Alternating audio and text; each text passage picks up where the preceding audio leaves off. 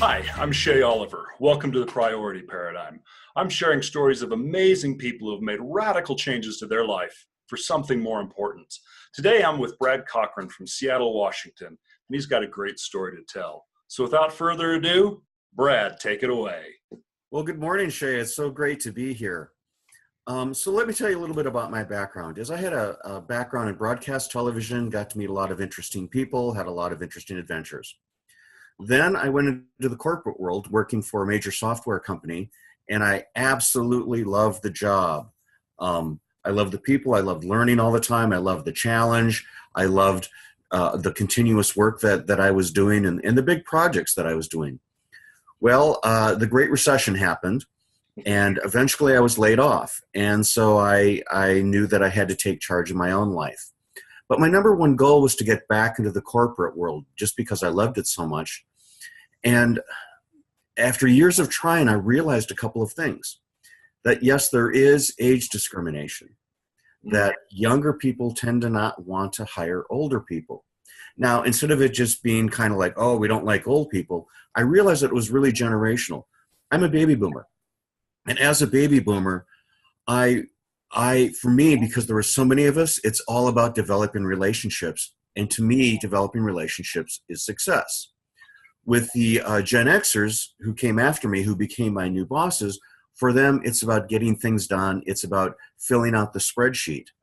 And so what really happened, it wasn't so much as age discrimination as it was a cultural discrimination where I would spend my time trying to build relationships with them. And they just wanted me, all right, did you do A, B, C, or D? Success to me is about relationships. To them, it was about filling out the spreadsheet. So the second thing that happened was that I was going on a lot of these interviews, and I'd show up and we'd go through the interview, and it was rarely about the job. They wanted to know about my background, my TV adventures, who I'd met, this kind of stuff. And before too long, I realized that they had already chosen the person they were going to hire, but they needed to interview other people and do, quote, due diligence. And I realized that I was really nothing but interview fodder, that they were looking to fill the time and they needed to interview somebody. And they said, hey, this is an interesting guy. Let's interview him. So I had this realization, Shay, that if I'm going to be the wise old man with all of these stories, then they, gosh darn, are going to pay for it. I love it. And when I had that realization, that's when I moved into professional speaking and consulting. And writing books and all of this other path that I've been on, is I realized that I wasn't going to go back to the corporate world because of the age discrimination. And number two is I actually had something to offer. The people that were interviewing me were telling me, boy, I'm interesting. They would take my advice. And by the way, they take some of my advice and put it into practice. Uh-huh. And so I decided just to shift my whole world. And that's what really got me started. That's fantastic. That's actually... so how long were you, quote, unemployed? Well, I was working every opportunity I could for about 4 years. Okay, and, so it took you a little while to kind of go through this transformation from being, I'm a corporate guy and yes. my world is around the corporate, to, wow, I have something more powerful and more important to offer than being the corporate guy. Absolutely. And when I realized that I was working down by trying to go to the corporate, where I really needed to level up. There's a saying that I really love, that I really took to heart, is that sometimes the only way out is up. And I realized that that's really when I needed to up level past some of the old, as you would call them, cultural norms of what you're supposed to be doing. Right. So as you kind of went through this process, what was it like for the people around you, your family, your friends, as you're struggling to get back to the corporate world? What were they experiencing? What were they telling you?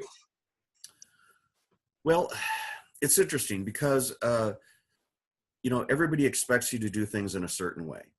And for people around me, they kept expecting me to go back to the corporate world.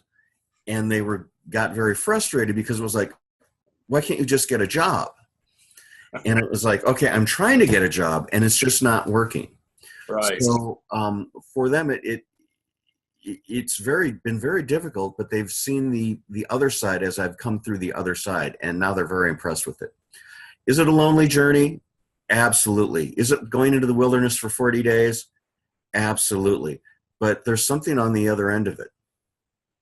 So you had the realizations that you went through. Yes. How much of these happened when you were alone, just contemplating or sleeping or in the shower? And how many of them came with actual interactions with other people around you? You're talking about the realization? Yeah, the realization that you needed to go this path rather than corporate. Well, I think it's both. I really think it's both. A friend of mine was very wise, and he told me one time when I was expressing frustration about not getting jobs, and realized at this point I was like, listen, just get me a job in a hardware store, right? Is I just need something, and I couldn't even do that. Right. He said to me, looked me in the eye, said, Brad, they don't believe you. And what do you mean? They don't believe that you're the guy that can work in a hardware store. They believe that there's something more to you, and that's why they're not hiring. They're actually doing you a favor. And through interactions like that, and even though we feel alone, we're not really alone. We have a lot of support groups, a lot of friends that believe in you, a lot of friends that don't understand what you're doing but love you anyways. Mm-hmm. So even though it feels lonely, we really are surrounded by a support group. Say more about that. Say more about that. Well, let me give you an example. I was invited into an executive networking group. Now, these are a whole bunch of people, very high-powered, intelligent, smart people that have gone through a layoff. And so we get together once a month and we talk about our journeys and what we're doing and the next thing. And something I really noticed with that group is many of them were defining themselves as their job. In other words, the next job they were looking for was something exactly like the job they had done before. And I realized that they were trying to go forward. They were trying to steer their life by looking in the rearview mirrors to see where they were instead of where they were going. Now, that was some of the people in the support group, and I got a lot out of that when I realized that, wait a second, I need to put down the rearview mirrors. And there were other people that were talking about their forward journeys and about how they were up-leveling to the next step. And just knowing that I was with other people like that was really, really powerful. I really believe in a strong support group of like-minded people. And in a sense, you have to find your people. Do you want me to go into that a little bit more? Yeah, I'd love you to. Okay, so I'm a professional speaker, but I started off almost by accident by people had asked me to speak a little bit. And I realized that, this was the path that I needed to go, but I was very alone in it. And I felt like I was out in the middle, just by myself doing this. And I'd heard about this group. Now, it was interesting how I heard about this group because there was this person that I knew that I had worked with. She was on LinkedIn and she had talked about public speaking and about how she was doing this. That sounded interesting. She had a Christmas party. I invited myself to that, and she looked at me and she kind of went, yeah, you're the guy I don't like. And honestly, I don't like her either. Right?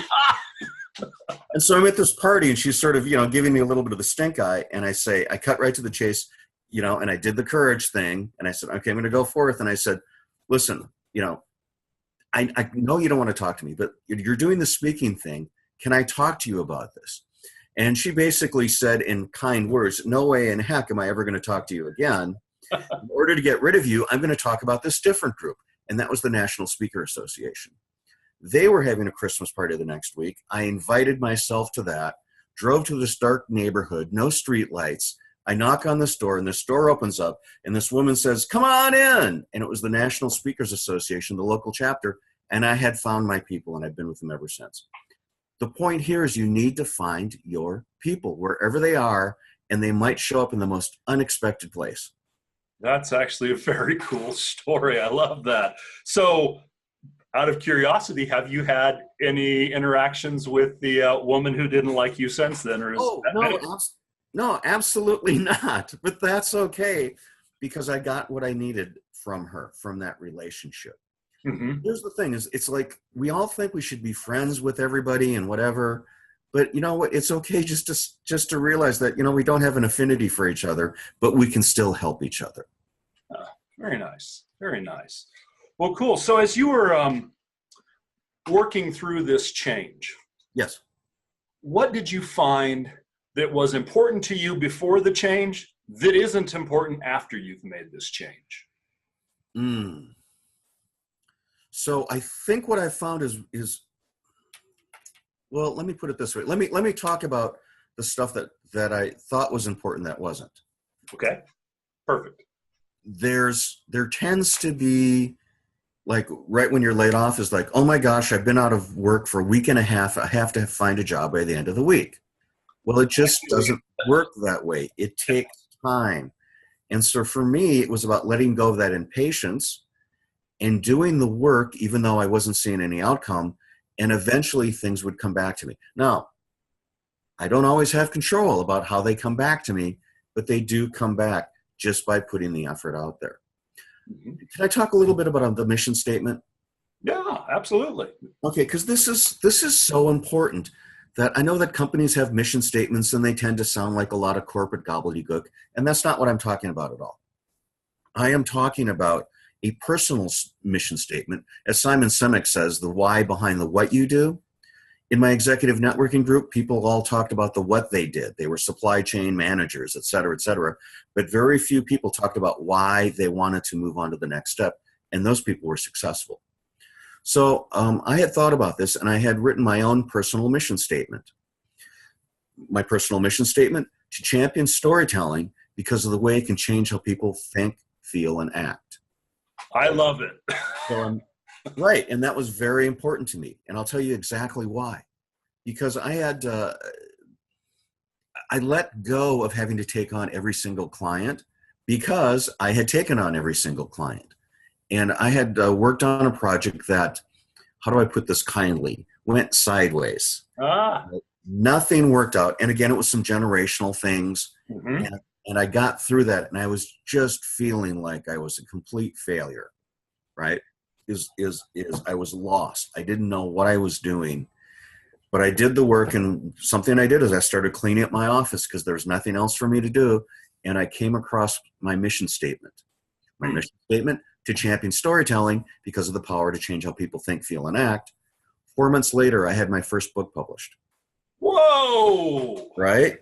Awesome. Right? And it was based on a lot of talks that I had done. But when I realized that that's my mission, that organized everything. And it's driven my professional speaking, the books I'm writing another book, and it's all driving me forward, and I'm getting rewards out of that.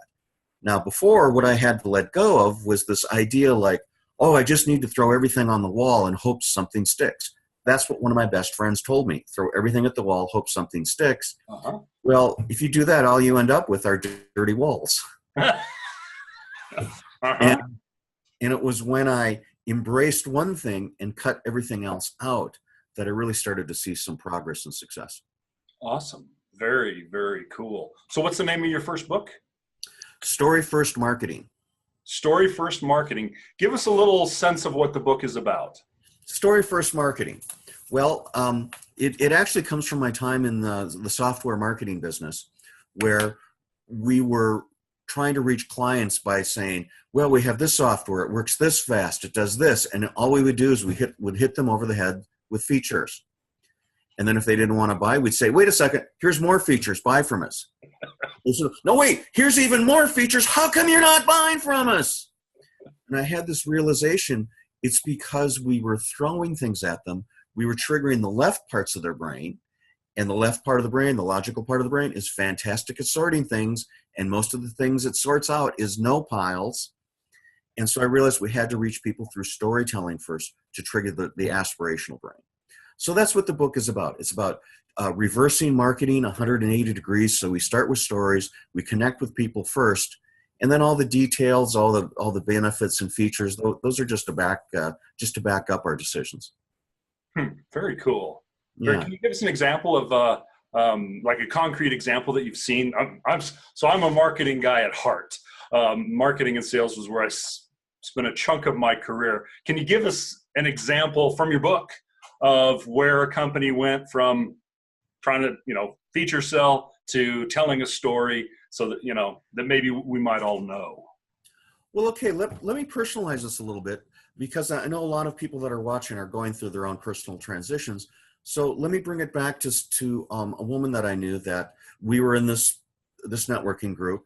Perfect. And every month she would go through her resume, and she would say, all right, I was a project manager on this, where we project managed this kind of thing with this kind of product. And she went through the whole list, and she wasn't really connecting with anybody. She was very frustrated. Well, I happened to show up early to the meeting one day, and I noticed that she had also shown up early, and she was rearranging all the chairs. And I asked her, why are you rearranging the chairs? And she says, well, because I want everyone, she said, everyone needs a place to sit. And I said, that's your story right there. What she had done is she had gotten caught up in her resume and all the features, but actually her why, the thing that actually drove her was, I want to make sure everybody has a place to sit. So I started talking to her about how she project managed, and her whole thing about project management was making sure that everybody worked together, everybody had a voice, that everybody got on the same page and was moving forward in the same way. And so we did some exercises through a workbook that I have. And at the end of that, she said, okay, I finally get it. 2 weeks later, she had a job. Wow.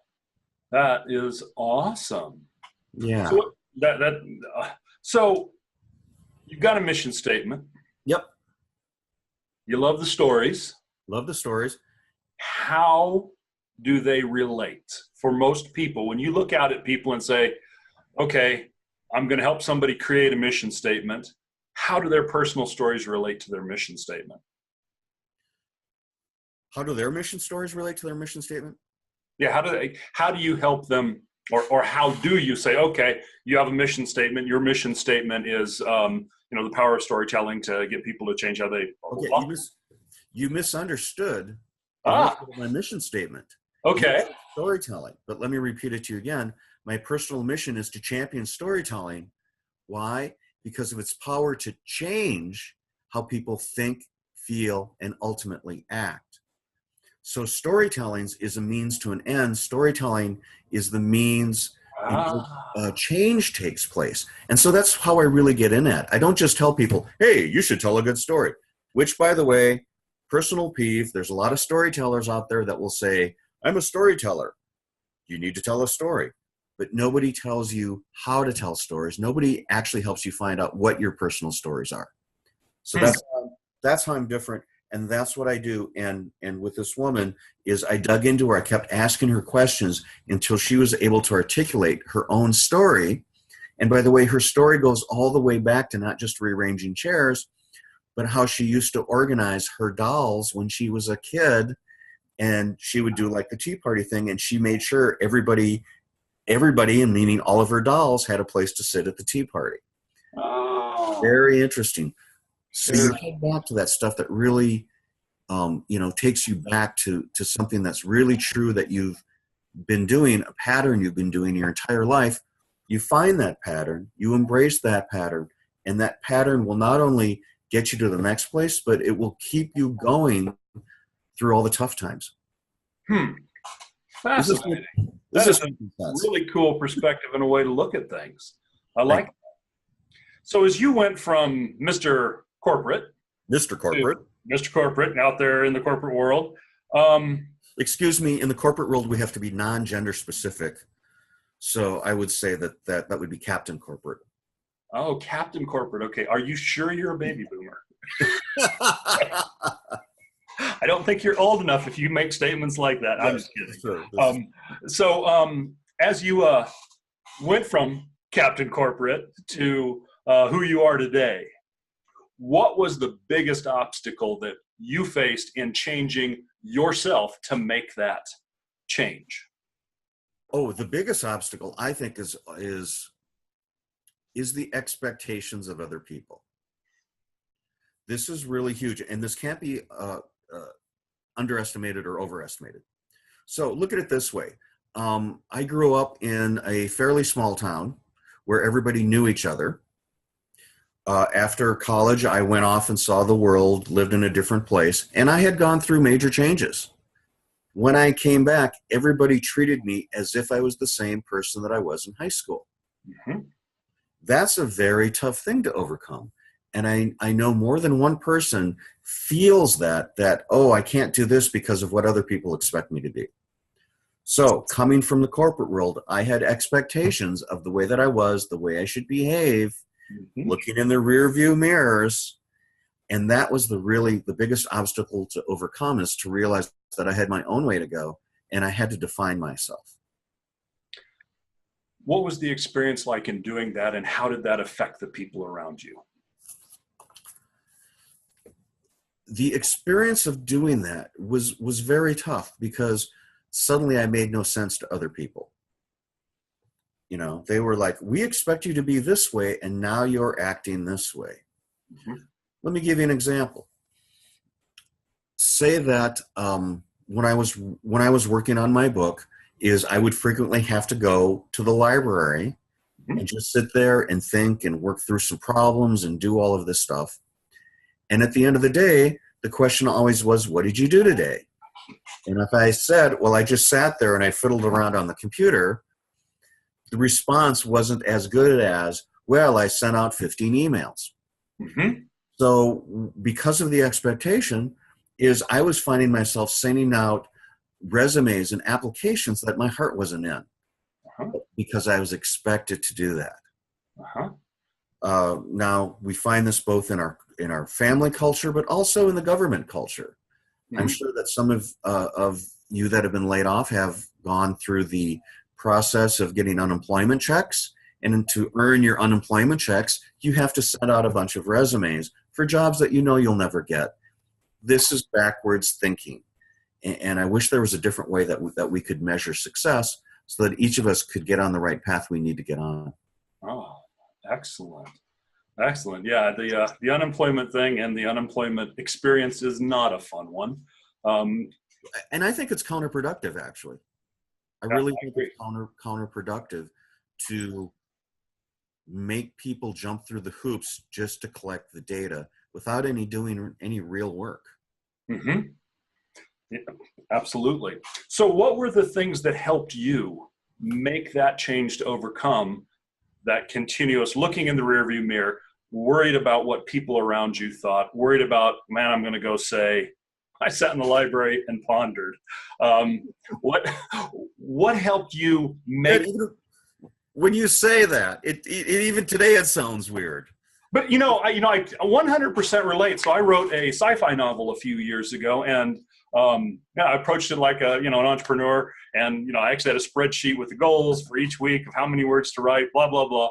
And what I would do is, if I got stuck, I'd go hiking. I'd say, I'm done for the day, I'm leaving, and I would just go into the mountains and hike. And it was productive. It was I found it was for me personally, it was this change of, wow. Now I realized that there were family members and friends and other people going, you did what? I went hiking, and I let my mind do what my mind needed to do to get me forward. So what helped you make that shift from, gosh, I don't have to do what other people think, to who you are today doing exactly what you want to do? Two things. First of all, you have to get real with yourself. Right. And it's a very personal thing where you have to take a hard look at who you actually are. Right. I mean, we all want to be Michael Jordan. Right. Sure. But there's only one Michael Jordan. And I think for me, coming to that realization, facing myself and realize that there's only one Brad Cochrane, and there's some things you can change and some things that you can't. Right. I am the proverbial square peg trying to fit into a round hole. Uh-huh. What do you end up with? You end up with broken shoulders if you try to do that. Uh-huh. So for me, it took a lot of meditation. It took a lot of thinking. Mm-hmm. And honestly, it took a lot of courage. Now, courage is not the absence of fear. It's about understanding the fear and doing it anyways. So for me, it was just about, okay, I'm going to go for it. Now, another thing that occurred is that I'm of a certain age. I know that I only have so many years left. I can't mess around, which means that I have to take the bull by the horns. A mentor of mine, an early mentor of mine, he said, and it was so funny because he was about the same age that I am now, and he was sitting there enjoying a wonderful day, and he looked at me and said, Brad, you're never going to get rich working for somebody else. Mm-hmm. He retired at 58. So I realized, okay, I have to take control of my own life. Now, these are all very personal things that nobody understands and nobody can tell you to do. You have to realize that for yourself. So that shift happened internally. Okay, so the shift happens internally. How do I keep going? The second part of this is community. This is when I ran into my community with other speakers, and I realized that we all thought differently in the same way. Yep. So when I would say to them, oh, I spent the morning pondering in the library, they'd go, wow, that's fantastic. You got a lot done. They Yep. understood the language. So to boil it down, it's two things. It's coming to that internal understanding, having courage of who you are, and deciding to go forward, and then finding a group that will support those ideas. So let's touch a little on that second part. You were obviously surrounded by people, family, friends, and a community that had a corporate mindset and was used to seeing you as a corporate person. And one of those other members of that community was myself. I believe that I had to be a corporate person in a corporate way. Absolutely. Did you lose any friends or distance yourself from any family during this period so that you could make the change? Yes, I think emotionally I did. I got very quiet with myself, and I became less communicative because I just didn't want to spend all the time trying to explain what it is that I'm doing. And I know that's a sad thing to say. To go forward, you have to cut yourself off. And I'm not advocating cutting yourself off, quite the opposite. But sometimes you need to keep your own counsel, and I learned how to keep my own counsel. Very, very cool. So here you are today. Yes. Having made a change, would you say that you're happier today or more fulfilled today than you were when you were in the corporate world? I would say that it's a different kind of fulfillment. But yes, ultimately, I'm a lot happier. My blood pressure's gone down.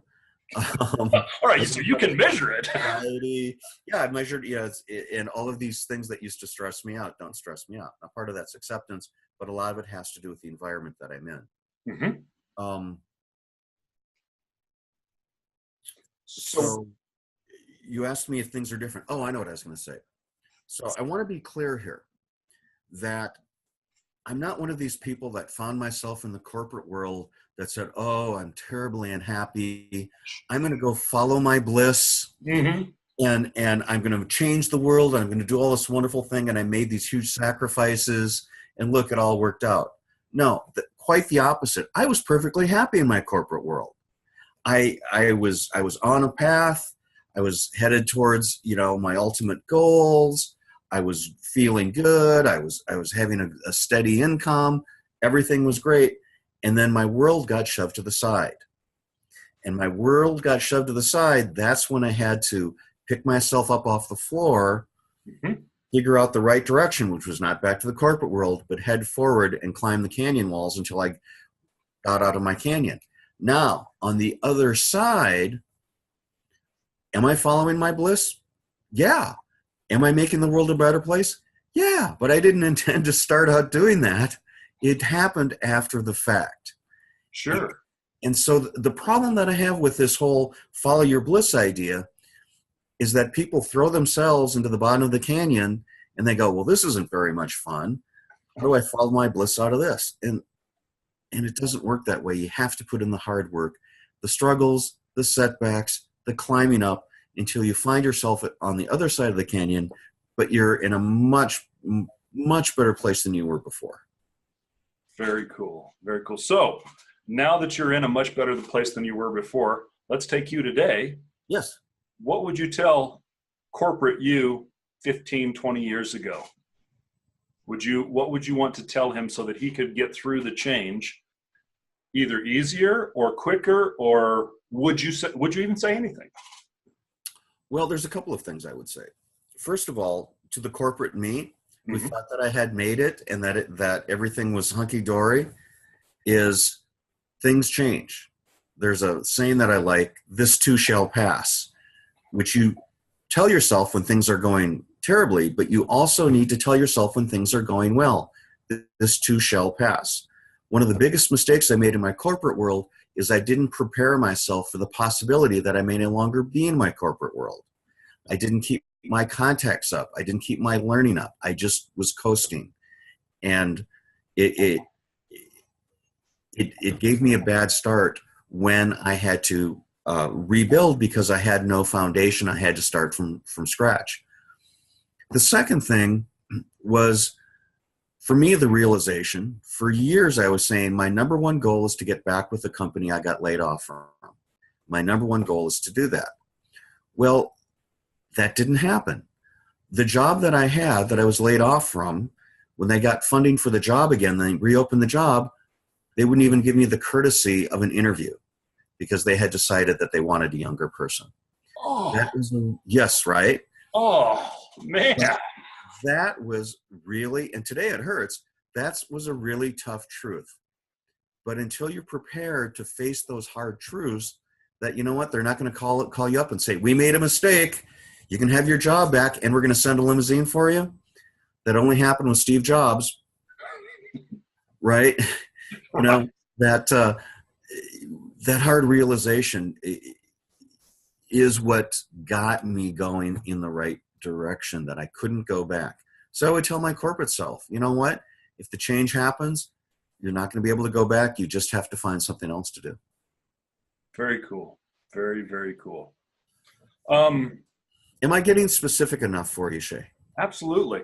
Yeah, this is really, I think a lot of people that are going to watch this are going to be in similar situations. I mean, I'm also part of the layoff club. I'm also part of the spend years trying to get back to where I was club. And I have a feeling there's going to be a whole lot of people in that same boat. Some who have been there for a while and some who may have just shown up in that boat. And, what I really like about a lot of what you're saying and what you pointed out is that you didn't make the choice to change. Things changed around you and you realized you had to change. And then it became a very proactive process. And I think that's certainly it's going to, I know it's going to influence kind of how I present some things for this entire project I'm working on here. I think this is fantastic. Just a couple more questions. Yes. Let's see. Let me ask you. Sorry, I've got a list of questions. I asked some of them appropriate, some of them not. But as you moved through this process, who inspired you to keep going and to figure it out? Who inspired me? Well, let's see. My inspirations are actually Steve Jobs, because from him, I had actually, by the way, I'm one of the few people, or maybe one of the many people, that have been personally yelled at by Steve Jobs. Oh, hey! Congratulations. Thank you so much. What people don't understand about Steve Jobs was that he was famous for yelling at people, but he wasn't yelling at people. He was yelling at engineers. And he was on the side of the consumer because the engineers wanted to make a computer that had a black screen with green block type. And he said, no, we need to make it readable. It has to just work. And for me, that's been an inspiration for everything that I've created. It has to just work. So he's been a big inspiration for me. Also, I think I'm drawing a blank, Shay. I'm so sorry. That's all right. I'm putting you on the spot. It's all me. I've done it all myself. Somebody's going to say that to me someday, and I'm going to go, really? Really? Other than Steve Jobs, who else are your heroes? Who are my heroes? Let's see. Okay. So, my heroes are a very select group. Arctic explorers, believe it or not. People Fantastic. like Franklin, who subsisted on a winter eating moss to stay alive. Shackleton, I've read Shackleton's whole stories about Shackleton. he took a group of explorers down to the South Pole, probably got their boat stuck, and they spent 2 years surviving on the ice through incredible odds. How did he survive? Because they had enough supplies? No, because he knew how to manage people and get the best out of people. This idea of the endurance and the perseverance and looking at the larger picture, these Arctic explorers really had it figured out. I mean, you have to realize they went out into the middle of literally nowhere, no idea that they'd ever survive. And not only did they survive, they came back and they'd go back again. Yep. So for me, it's about the wilderness explorers have really been an inspiration to me because they've taught me perseverance. They've taught me how you take what you've got and you turn it into something else. And I think that's the big lesson for me. Very good. So if you were in a position where you could tell somebody who was facing either being laid off and forcing to change, or in a position where they were uncomfortable and wanted to make a change in their life, what would be the one most important thing you could tell them? You will survive. That's the most important thing that you need to know, is you will survive. Now, honestly, it's not going to be easy. It's not going to be sunshine and lollipops the whole time. But there's a real satisfaction of the struggle, of the learning, and making your way through and getting to the other side. And by the way, it really is a journey, not a destination. Because you're never going to get to the other side. You're only going to get further along. Absolutely. Perfect. Well, hey, so if anybody wanted to learn more about you, what are the best ways to learn more about you or contact you, or websites, etc.? Great. Well, thank you. Number one, go to my website. Go to my. We say it too often and it doesn't come out. So it's real easy to reach me. Go to my website, storyfirstspeaker.com. Send me an email. I'd love to connect with you. Now, I'm working on this current project called Your 7 Hats, the Solopreneur Survival Guide. And this is based on the idea that as we're starting out, as we're doing this stuff, everyone's shooting advice at us. And we have to realize that we're not just doing the job we think we're doing. People say, oh, you're a professional speaker. Well, actually, that's only one of the hats I wear. I wear an executive hat. I wear a manager hat. I wear a broker hat. I have all these different hats. And I've learned that if I understand to separate those hats, and that anything I'm doing at any given time means I'm putting a different hat on, it helps me center myself and get a lot more done. So I'm creating a whole guidebook to that right now. And I'd love to hear from any solopreneurs and about your experience also. Yes, so you can go to storyfirstmarketing.com or storyfirstspeaker.com. They'll take you to the same place. Awesome. So I always like to end with the same question, which is, what question did I forget to ask you?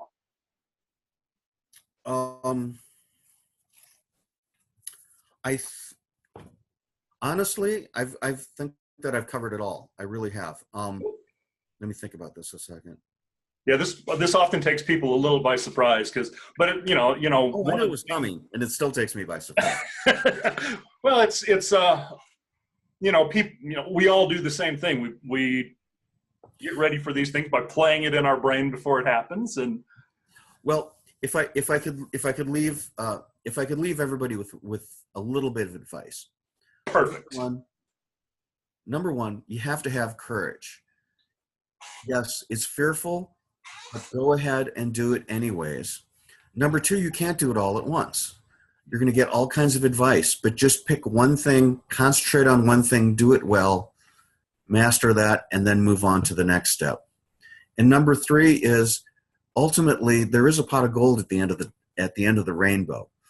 It takes a lot of work, but there's satisfaction, there's a feeling of getting something done, and you really feel a lot better about yourself, and you actually can change the world. So go out and do it. Awesome. That is fantastic advice. And we're absolutely going to wrap up right there, because that's a perfect way to end. Thank you so much for spending some time with me today, Brad. I really appreciate all of your advice, your stories. This has been wonderful. Thank you very much. Thank you so much, Shay. It's been a pleasure being here today.